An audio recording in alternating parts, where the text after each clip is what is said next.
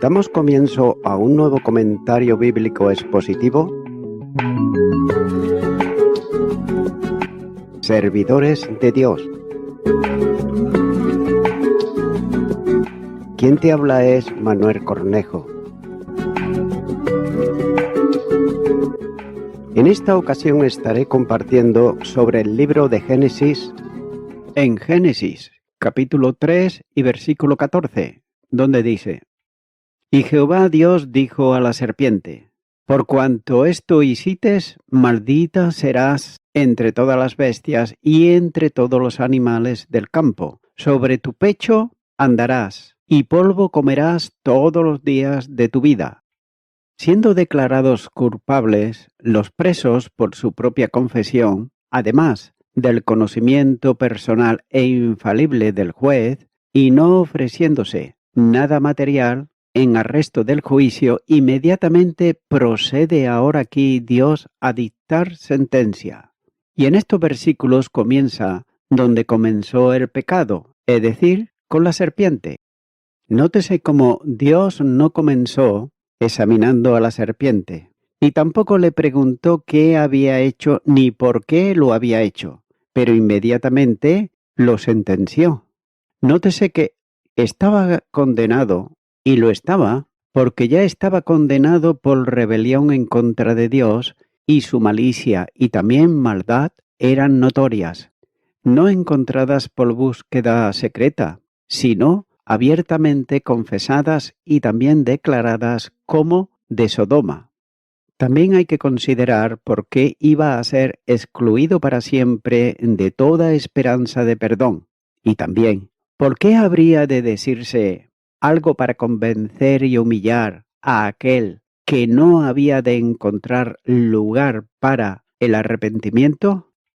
Note que su herida no fue buscada, porque no debía de ser curada, ya que la sentencia en contra del tentador puede considerarse como una caída sobre la serpiente, la criatura bruta de la que Satanás se sirvió, como el resto, fue hecha para el servicio del hombre, pero note que ahora fue abusada para su perjuicio, por lo tanto, para testificar un disgusto en contra del pecado y un celo por el honor defendido de Adán y Eva. Dios ahora lanza una maldición y reproche sobre la serpiente y lo hace gemir agobiada. Romanos capítulo 8 y versículo 20 dice: Porque la creación fue sujeta a vanidad, no por su propia voluntad, sino por causa del que la sujetó en esperanza. Note que los instrumentos del diablo deben compartir los castigos del diablo. Y así los cuerpos de los impíos, aunque solo serán instrumento de iniquidad, participarán de los tormentos eternos con el alma, el agente principal. Note que incluso el buey que mató a un hombre debe de ser apedreado. Y esto lo que nos muestra, por ejemplo, en Éxodo capítulo 21 y los versículos 28 y 29, donde dice: Si un buey acornease a hombre o a mujer y a causa de ello muere, el buey será apedreado y no será comida su carne, mas el dueño del buey será absuelto. Pero si el buey fuera acorneado desde tiempo atrás y a su dueño se le hubiera notificado y no lo hubiera guardado, y matase a hombre o a mujer, el buey será apedreado y también morirá su dueño. De manera que se puede entender aquí cómo Dios no tolera el pecado y especialmente cuando le desagradan los que inducen a otros también a pecar, ya que es una marca perpetua en el nombre de Jeroboam, que hizo pecar a Israel. Note cómo aquí también la serpiente está puesta bajo maldición de Dios, cuando dice: Maldita serás entre todas las bestias.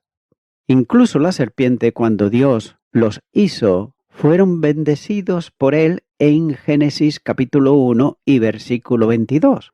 Pero el pecado convirtió la bendición en maldición. La serpiente era más astuta que cualquier bestia del campo. Génesis capítulo 3 versículo 1. Y aquí en este versículo 14 está diciendo que maldita entre todas las bestias del campo. Por tanto, se puede observar la sutileza no santificada a menudo resulta ser una gran maldición para el hombre. Y cuanto más astutos serán los hombres para hacer así el mal, más mal hacen y por consiguiente recibirán mayor condenación. También los tentadores sutiles con las criaturas más malditas bajo el sol. También hay que observar que está aquí puesto bajo el oprobio y por enemistad del hombre, ya que debe de ser considerado para siempre como una criatura vil, despreciable y objeto de aprobio, de escarnio y desprecio, cuando dice, sobre tu vientre andarás, ya no sobre los pies o medio erguido, sino que te arrastrarás, es decir, tu vientre pegado a la tierra. Note que esta es una expresión de una condición miserable y muy abyecta. El Salmo 44 y versículo 25 nos dice, porque nuestra alma está agobiada hasta el polvo, y vuestro cuerpo está postrado hasta la tierra, y no evitarás comer polvo en tu comida. Su crimen fue que tentó a Eva a comer lo que no debía de comer, y su castigo fue que se vio obligado a comer lo que no quería, es decir, polvo comerás. Note que esto denota no solo una condición baja y también despreciable, sino un espíritu mezquino y lamentable. Se dice de aquellos cuyo valor ha apartado de ellos que lamen el polvo como una serpiente. Miqueas, capítulo 7, versículo 17. Ahora bien, qué triste es que la maldición de la serpiente sea la selección del codicioso mundano, cuyo carácter es que anhela el polvo de la tierra. Amós, capítulo 2, versículo 7. Ya que esto eligen sus propios engaños y así será también su destino. También debe de ser considerado para siempre como una criatura venenosa y nociva y un objeto apropiado de odio y desprecio. Pondré enemistad entre ti y la mujer. Siendo las criaturas inferiores hechas para el hombre, era una maldición para cualquiera de ellas volverse en contra del hombre y el hombre en contra de ellas. Y esto es parte de la maldición de la serpiente. Note que la serpiente es dañina para el hombre y muchas veces le hiere en el calcañar, porque no puede llegar más alto. Es más, se toma nota de que muerde los talones de los caballos también. Génesis, capítulo 49, versículo 17 dice, será Dan serpiente junto al camino, víbora junto la senda, que muerde los talones del caballo y hace caer hacia atrás al jinete. Pero note que el hombre vence a la serpiente y le hiere la cabeza, es decir, le da una herida mortal, con el fin de destruir a toda la generación de víboras. Y en efecto de esta maldición sobre la serpiente que, aunque esa criatura es sutil y muy peligrosa, sin embargo no prevalece como lo haría si Dios le diera la comisión para la destrucción de la humanidad. Esta sentencia pronunciada sobre la serpiente está muy fortalecida por la promesa de Dios a su pueblo, cuando dice, sobre el león y la víbora pisarás. Salmo 91, versículo 13. Y la de Cristo a sus discípulos, cuando dice que alzarán serpientes. Marcos capítulo 16, versículo 18. También testigo de Pablo, quien resultó ileso por la víbora que se aferró a su mano. Pero observe aquí en el texto que nos ocupa que la serpiente y la mujer acaban de ser muy familiares y también amistosas, ya que en el discurso sobre el fruto prohibido y había un acuerdo maravilloso entre ellos. Pero aquí están irreconciliables, puestos en desacuerdo. Tengas en cuenta que las amistades pecaminosas casi siempre terminan justamente en disputas mortales, ya que aquellos que se unen en la maldad no se unen por mucho tiempo. También es bueno observar que esta sentencia puede considerarse como dirigida al diablo, quien en esta aparición solo hizo uso de la serpiente como su vehículo, pero él mismo fue el agente principal, ya que fue el que habló a través de la boca de la serpiente. Es golpeado aquí a través del costado de la serpiente y se trata principalmente de la sentencia que, como la columna de nube y fuego, tiene también un lado oscuro hacia el diablo, pero sin embargo tiene un lado brillante hacia nuestros primeros padres y su semilla. Grandes cosas están contenidas en estas palabras, ya que aquí se impone un reproche perpetuo sobre ese gran enemigo, tanto de Dios como del hombre. Note que bajo el manto de la serpiente, aquí está sentenciado a ser degradado y maldecido por Dios. Se supone que el pecado que convirtió a los ángeles en demonios fue precisamente el orgullo, que aquí es justamente castigado con una gran variedad de mortificaciones encubiertas bajo las mezquinas circunstancias de una serpiente que se arrastra sobre su vientre y además lame el polvo. Y como dice la misma palabra de Dios, ¿cómo has caído, oh Lucifer? El que quiere estar por encima de Dios y encabezar una rebelión en contra de Él, está justamente expuesto aquí al desprecio y a las mentiras para ser pisoteado, ya que el orgullo del hombre lo humillará y Dios humillará a aquel que no se humillará a sí mismo, ya que es destetado y aborrecido por toda la humanidad. Incluso aquellos que están realmente seducidos por su interés aún procesan odio y aborrecimiento hacia él. Y todos los que son nacidos de Dios se preocupan constantemente por guardarse a sí mismos, para que este inicuo no los toque. La primera carta de Juan, capítulo 5 y versículo 18 dice: Sabemos que todo aquel que ha nacido de Dios no practica el pecado, pues aquel que fue engendrado por Dios le guarda, y el maligno no le toca. Es por eso que está aquí condenado a un estado de guerra y a una enemistad irreconciliable, ya que destruido y también arruinado el fin por el gran Redentor, representado por el rompimiento de su cabeza, ya que toda clase de políticas sutiles serán frustradas y también su poder usurpado será completamente aplastado, y él será para siempre cautivo del honor, ofendido de la soberanía divina. Y al ser informado de esto ahora, fue atormentado antes del tiempo.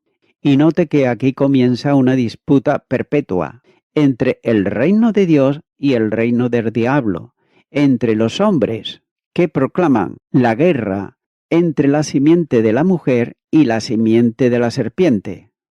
Esa guerra en el cielo está también entre Miguel y el dragón, que comenzó en Apocalipsis capítulo 12 y versículo 7. Note que es el fruto de esta enemistad. Ahora bien, ¿qué hay en un conflicto continuo entre la gracia y la corrupción en los corazones del pueblo de Dios? Note que Satanás, por sus corrupciones, los asalta, los abofetea los zarandea y busca devorarlos. Ellos, por el ejercicio de sus gracias, lo resisten y además luchan con él, apagan también sus dardos de fuego y le obligan a huir de ellos. Es por eso que el cielo y el infierno nunca pueden reconciliarse, como tampoco ni la luz y las tinieblas.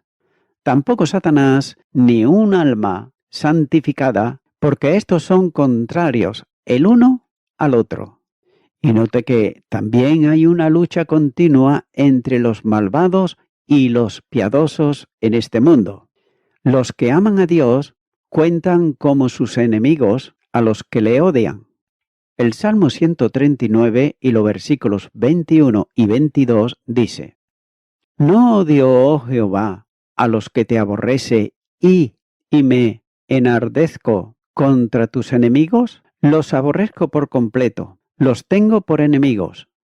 La ira y la malicia de los perseguidores contra el pueblo de Dios son fruto de esta enemistad, que continuará mientras haya un hombre piadoso en este lado del cielo y un hombre impío de este lado del infierno.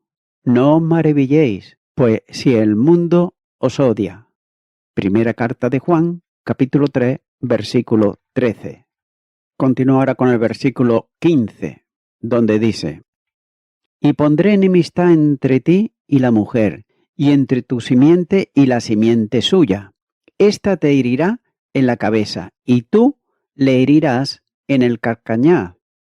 Este versículo ha sido llamado a través de la historia el protoevangelio, es decir, el primer anuncio del evangelio, ya que el contenido de este versículo tiene su cumplimiento en la muerte de Cristo en la cruz. Lo que declara este texto no es algo insignificante ni tampoco superficial acerca de la enemistad entre el hombre y las serpientes, sino más bien un profundo cuadro simbólico de la lucha entre Satanás y el Hijo de Dios, es decir, Jesucristo. Por otro lado, en el texto hebreo, el vocablo enemistad aparece al principio de la oración por razones de énfasis. Pero existe un conflicto perpetuo entre la simiente de la mujer y la de la serpiente, que terminará con la derrota de Satanás, cuando el Mesías aplaste la cabeza de la serpiente de manera final. Romanos capítulo 16, versículo 20 dice: Y el Dios de paz aplastará en breve a Satanás bajo vuestros pies. La gracia de nuestro Señor Jesucristo sea con vosotros. Dios prometió dar a la mujer una simiente y a través de la misma destruir de una vez y por todas la simiente del maligno. Por otro lado, el profesor Leo comenta sobre esto y dice: el vocablo simiente, tal como Dios lo usa aquí, contiene una doble referencia. Primero a Cristo como la simiente personificada y en segundo lugar a toda la descendencia redimida de la mujer.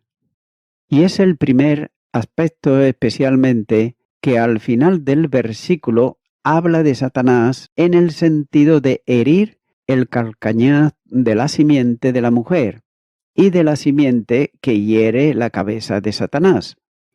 Note que Satanás hirió a Cristo cuando Jesús murió en el Calvario para pagar el precio, es decir, el rescate del hombre pecador. Pero al hacer esto Cristo hirió la cabeza de Satanás, porque por ese medio Él hizo posible la redención para hombres y mujeres perdidos.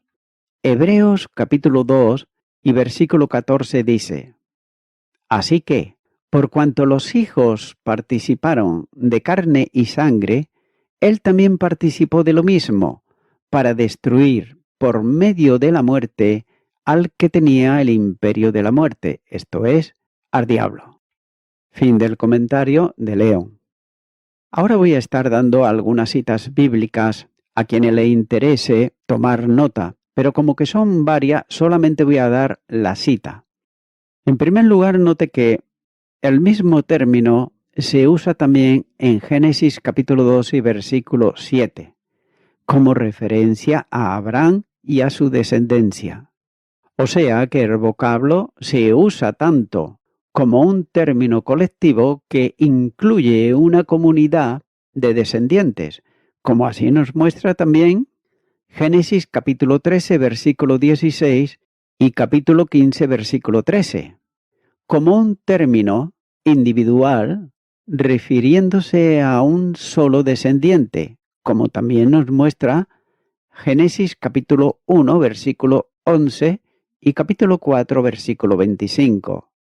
De modo que la promesa de que la simiente de la mujer estará en pugna con la simiente de la serpiente se refiere a la historia de las dos simientes y a la de la continua hostilidad entre el maligno y el elegido de Dios. Mateo, capítulo 23, versículo 33, Juan, capítulo 8, versículo 44, y la primera carta de Juan, capítulo 3, versículo 8. También se refiere a la simiente individual, es decir, al Señor Jesucristo, ya que el vocablo simiente, como se ha observado, es indefinido en sí mismo, ya que puede referirse a una descendencia que consiste en un solo hijo, como nos señala Génesis capítulo 4 versículo 25, o también a toda una tribu, Génesis capítulo 21 versículos 12 y 13. La identidad de la simiente solo puede resolverse mediante la historia de la raza y la manifestación del proceso electivo de Dios, como nos señala Romanos capítulo 9 y los versículos 6 al 13. Aunque el texto bíblico no dice categóricamente que la frase simiente de la mujer es una referencia a la concesión virginal, dicho concepto es ciertamente también compatible con la enseñanza de las Escrituras tanto en el Antiguo Testamento como en el Nuevo Testamento. Lucas, capítulo 1, versículos 30 al 38, Mateo, capítulo 1, versículo 23, y también Isaías, capítulo 7, versículo 14. También es importante observar que la simiente de la serpiente es una figura que se refiere a la humanidad rebelde que ha sido guiada por Satanás a rebelarse en contra de Dios y que desprecia y se opone totalmente a Dios, ya que es un grupo colectivo, pero su cabeza representativa es el mismo Satanás. Por otro lado, la simiente de la mujer, vemos aquí que señala a los escogidos de Dios en un sentido general, pero hay un sentido también individual en el vocablo simiente. Obsérvese el uso de los pronombres personales cuando dice te o tú y también él, traducido como está. En la Reina Valera 1960 se puede observar que la frase él te herirá en la cabeza es personal. Eso implica que la frase y tú le herirás en el calcañaz también es personal, ya que el pronombre personal tú se traslada de la simiente al mismo Satanás porque la referencia se estrecha y se concentra en la persona del maligno. En segundo lugar, los sustantivos cabeza y calcañaz son individualizados, ya que parecería absurdo que una simiente colectiva tuviera cabeza y calcañaz. Por tanto, el verbo traducido herirás en la Reina Valera 60 es literalmente significativa, que es aplastar, triturar, demoler. Note que este verbo sugiere un acto final y fatal. La frase final del versículo dice, y tú le herirás en el calcañaz. El segundo verbo significa herirás, y ambos verbos, aunque afines, tienen significados también diferentes. ya que parece haber un juego de palabras entre ambos, en el caso de la herida en el calcañaz, de la simiente de la mujer. La misma no es fatal al final, pero el aplastar la cabeza de la simiente de la serpiente sí significa una completa derrota y la herida del calcañaz de la simiente de la mujer, aunque de una herida importante, no es una derrota completa. Por supuesto, todo eso es un cuadro simbólico hermoso de la obra del Señor Jesucristo en la cruz. Como dice el profeta Isaías, ciertamente llevó Él nuestras enfermedades y sufrió nuestros dolores, y nosotros le tuvimos por azotado, por herido de Dios y abatido. Mas Él herido fue por nuestras rebeliones, molido por nuestros pecados. El castigo de nuestra paz fue sobre Él, y por sus llagas fuimos nosotros curados. Isaías, capítulo 53, y los versículos 4 y 5. El Señor Jesucristo fue herido por nuestros pecados en la cruz.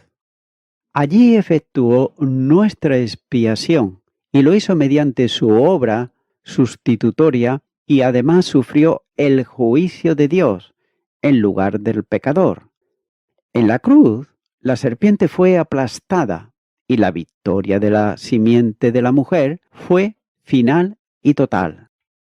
Ahora, espera el día de la consumación del plan eterno de Dios, cuando el Mesías regresará a la tierra con poder y gran gloria para ocupar el trono de David, como el postrer Adán. En sí, él evidencia de que las palabras de Génesis 3:15 van más allá de la serpiente y van a Satanás porque la serpiente estaba sujeta a la autoridad del hombre antes de la caída. Además, el vocablo enemistad está señalando hacia un poder espiritual más alto representado por la serpiente. Y voy concluyendo con esto.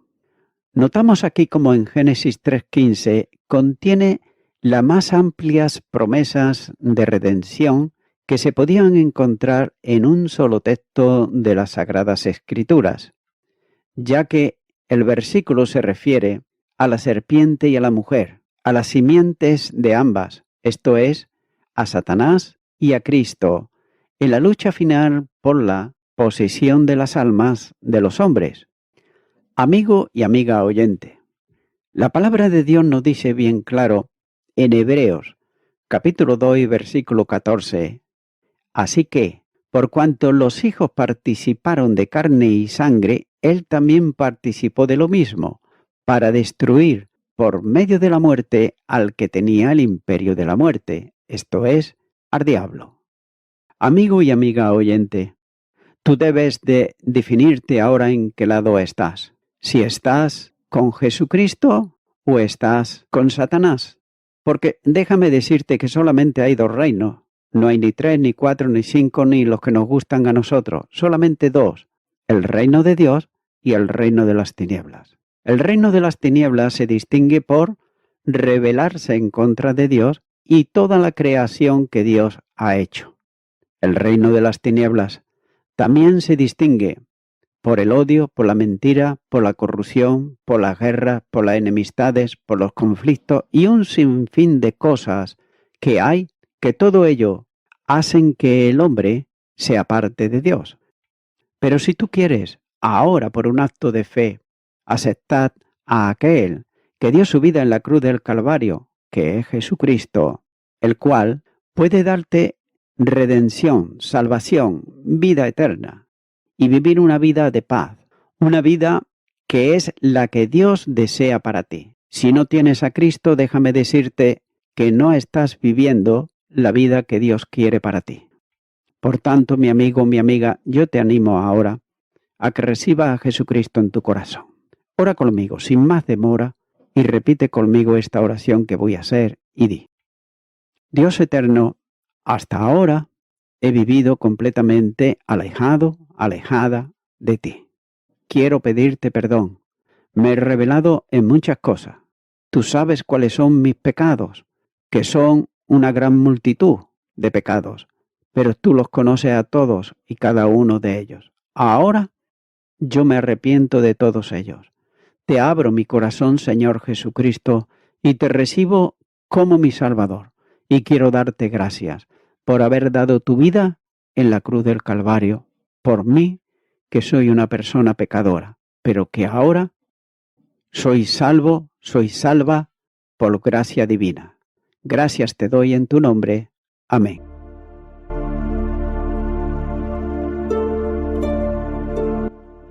Amigo y amiga oyente, si tú has hecho esta oración de corazón, te recomiendo que comiences a orar a Dios, en primer lugar, en el nombre del Señor Jesucristo. Orar a Dios no es rezar, sino que es hablar con una persona. También te recomiendo que leas la palabra de Dios y lo hagas a diario. Comienza, por ejemplo, con el Nuevo Testamento. Y también, por último, te recomiendo que para que puedas crecer espiritualmente, te congregues en una iglesia cristiano-evangélica, donde se predique, se enseñe y se practique la sana doctrina y la palabra de Dios. Congrégate ahí y con el tiempo podrás crecer espiritualmente y también servir al Señor Jesucristo. Que Dios te bendiga. Y a toda la audiencia, nuevamente ya me estoy despidiendo de todos ustedes y será hasta el próximo programa. Que Dios os bendiga a todos.